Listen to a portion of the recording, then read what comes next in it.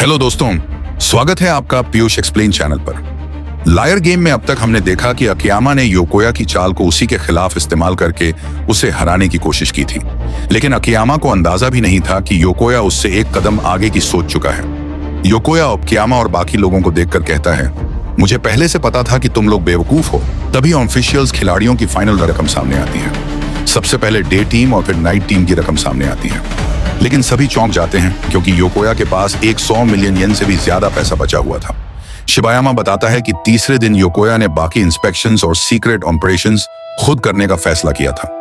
उसे शक था कि अकियामा ने कोई ट्रैप बिछाया है, इसलिए उसने पहले ही अपने प्रॉफिट को सुरक्षित कर लिया था। सीक्रेट ऑपरेशन में योकोया ने 100 मिलियन येन डे टीम के एटीएम में जमा किए और फिर उसी रकम को अपने कार्ड से वापस निकाल लिया।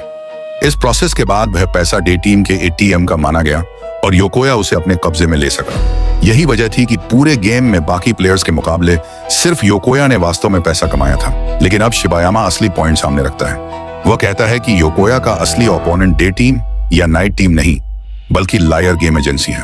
शिबायामा समझाता है कि लायर गेम एक जीरो सम गेम है। अगर एक प्लेयर को फायदा होता है तो किसी दूसरे को नुकसान उठाना पड़ता है, लेकिन अगर सभी प्लेयर्स अपने लॉसेस कॉम्पेंसेट कर लें और कोई ड्रॉप आउट न हो तो एजेंसी को कोई प्रॉफिट नहीं मिलेगा। एजेंसी की कमाई तभी होती है जब प्लेयर्स भारी नुकसान उठाकर ड्रॉप आउट हों। यही वजह थी कि योकोया की सबसे बड़ी गलती यह थी कि उसे लगा वो गेम को कंट्रोल कर रहा है, जबकि असल में वो एजेंसी के सिस्टम के हाथों खेल रहा था। अब नाओ योकोया से कहती है कि तुम गेम हार चुके हो। नाओ उसे याद दिलाती है कि लायर गेम सिर्फ पैसा जीतने का गेम नहीं है, बल्कि लोगों को कंट्रोल करने का भी गेम है। लेकिन अगर योकोया सच में सबको कंट्रोल कर रहा था तो उसकी टीम के 3 लोग उसके खिलाफ जाकर बेट्रे क्यों कर गए? नाओ कहती है कि उसने शुरुआत में ही बताया था, अगर लोग सिर्फ अपने प्रॉफिट के बारे में सोचना छोड़ दें और दूसरों को बचाने के लिए सैक्रिफाइस करें तो सभी को बचाया जा सकता है। इसलिए नाओ योकोया से कहती है, तुमने सिर्फ पैसा जीता है, लेकिन मेरे खिलाफ तुम गेम हार गए। योकोया फिर भी मानने को तैयार नहीं होता। वह कहता है कि liar game zero sum game है और किसी एक के बचने के लिए किसी दूसरे को नुकसान उठाना ही पड़ेगा। नाओ कहती है कि इस सोच को पलटने का एक रास्ता है। योकोया पूछता है, वो रास्ता क्या है? नाओ जवाब देती है, तुम्हें जानने की जरूरत नहीं है, तुम गेम से बाहर हो जाओगे। लेकिन कहानी यहीं खत्म नहीं होती।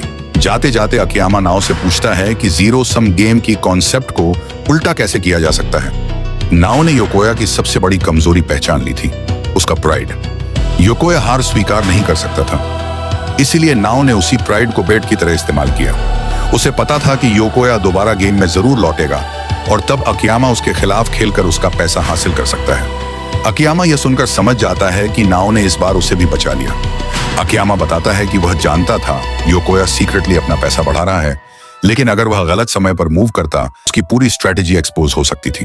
इसके अलावा नाइट टीम के 3 लोगों को अपने साथ मिलाना भी सिर्फ योकोया का कंट्रोल तोड़ने के लिए नहीं था। अकियामा जानता था कि अगर 3 लोग एक टीम में होंगे तो अगर एक व्यक्ति गलत कदम उठाएगा, बाकी 2 उसे रोकने की कोशिश करेंगे। यानी अकियामा ने पूरी स्ट्रेटेजी में हर इंसान की साइकोलॉजी का इस्तेमाल किया था। नाओ को पहले लगता था कि शायद योकोया और अकियामा एक जैसे हैं, लेकिन अब उसे एहसास हो चुका था कि दोनों में बहुत बड़ा फर्क है। अकियामा अपनी मां की मौत और फ्रॉड ग्रुप के साथ हुई लड़ाई के कारण अंदर से टूट चुका था। वह किसी पर भरोसा नहीं कर पाता था, लेकिन उसके अंदर कॉन्शियस था जो उसे हर बात के लिए खुद को दोष देने पर मजबूर करता था। नाओ उसके दर्द को समझती थी, लेकिन उसे कम नहीं कर पा रही थी। तभी उन्हें पता चलता है कि योकोया नोरिहिको ने ड्रॉप आउट लेने से इनकार कर दिया है, यानी लायर गेम का 4th राउंड आगे बढ़ने वाला था। इसके बाद अकागी कोउता भी 4th राउंड में जाने का फैसला करता है। वह बताता है कि दूसरे प्लेयर्स को बचाने के लिए सैक्रिफाइस करने वाले लोगों की फीलिंग्स से वह प्रभावित हुआ था और अब अपना ड्रॉप आउट खुद वापस लेना चाहता है। फिर एक अनएक्सपेक्टेड खबर आती है, यूजी फुकुनागा ने भी रिमैच के लिए अपना नाम दे दिया था। वह कहता है कि वे लोग एक टफ गेम साथ लड़ चुके हैं और अब सिर्फ ड्रॉप आउट की वजह से बाहर रहना उसे मंजूर नहीं। वह तब तक खेलता रहेगा जब तक योकोया को हरा नहीं देता। इसके बाद कुछ समय के लिए सबकी नॉर्मल लाइफ वापस शुरू हो जाती है, लेकिन एक दिन नाओ घर लौटती है तो देखती है कि दरवाजा खुला है। अंदर जाकर वह एक लॉयर को देखकर हैरान रह जाती है। लॉयर उसे नेक्स्ट रीमैच की इंफॉर्मेशन देता है। इस बार रीमैच 3 on 3 टीम मैच होने वाला था। फुकुनागा, अकियामा और नाओ एक ही टीम में रहने वाले थे, लेकिन असली रूल सुनकर नाओ चौंक जाती है। यह रीमैच हार चुके प्लेयर्स के लिए आखिरी चांस था। अगर इस बार भी हार गए तो सब कुछ खत्म हो जाएगा। नाओ खुद से कहती है कि उसे अकियामा के लिए स्ट्रॉन्ग बनना होगा और इस बार किसी भी हालत में हारना नहीं है। आखिरकार तीनों गेम प्लेस पर पहुंचते हैं। नाओ अकियामा को देखकर पूछती है, फुकुनागा कहाँ है? तभी पता चलता है कि वह पहले से वहां मौजूद है, लेकिन नाओ उसे देखकर हैरान रह जाती है क्योंकि फुकुनागा इस बार एक वुमन की तरह तैयार होकर आया था। वह बताता है कि इस गेम में वुमन बनकर रहना मैन बनने से ज्यादा एडवांटेजेस हो सकता है। सभी पार्टिसिपेंट्स को एक अबैंडन्ड स्कूल की लाइब्रेरी में ले जाया जाता है। वहां एक मास्क मैन सभी का वेलकम करता है और अपना नाम सोरारियो द मैंडीलर बताता है। वह रूल्स समझाता है कि इस बार कैश की जगह स्पेशल चिप्स इस्तेमाल होंगी। हर चिप की वैल्यू 1 मिलियन येन होगी और हर प्लेयर को एक 150 चिप्स मिलेंगी, यानी शुरुआत में हर प्लेयर के पास 150 मिलियन येन होंगे। इसके अलावा गेम खत्म होने के बाद हर टीम के पास बची रकम में 10 मिलियन येन की अतिरिक्त रकम जोड़ी जाएगी। लेकिन यह सिर्फ बोनस था।